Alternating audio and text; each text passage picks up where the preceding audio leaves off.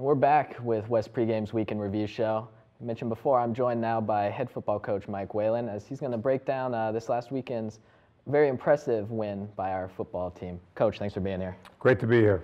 Coach, coming off of this weekend's win, another great performance by the offense and defense.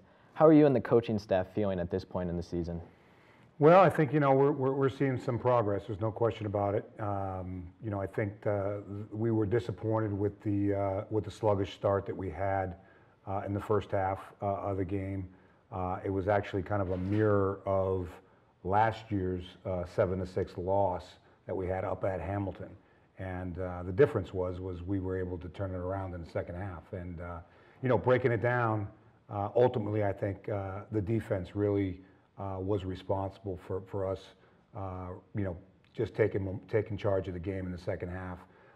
If you break down the possessions, our defense, we kicked off to them, and our defense had 4 consecutive 3-and-outs. I think our field position of our first 4 drives of the second half were the Hamilton 48, the 50-yard line, the Wesleyan 49-yard line, and then the Hamilton 46-yard line.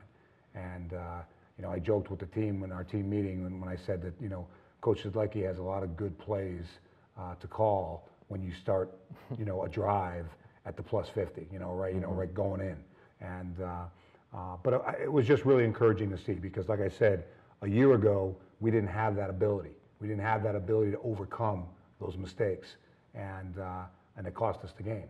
And this year, we did. We're a little bit more mature, a little bit more experienced, and we were able to put things together on both sides of the ball and play a pretty solid 30 minutes of football. Mm-hmm.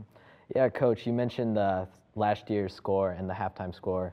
I know for us in the stands as we were watching, it was a bit of an eerie feeling remembering back to last year's game.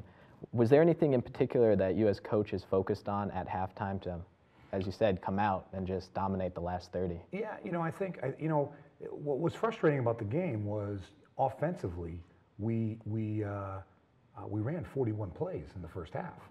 So, we were moving the ball. But, again, it was an 11-play drive to start the game. We went down and missed the field goal. It was a long field goal into the wind. That's going to happen. But then our next 2 drives down there, we got down in scoring position and had to settle for field goals. But what I thought was a really positive sign, though, was when we were able to execute a 2-minute drill to end the first half.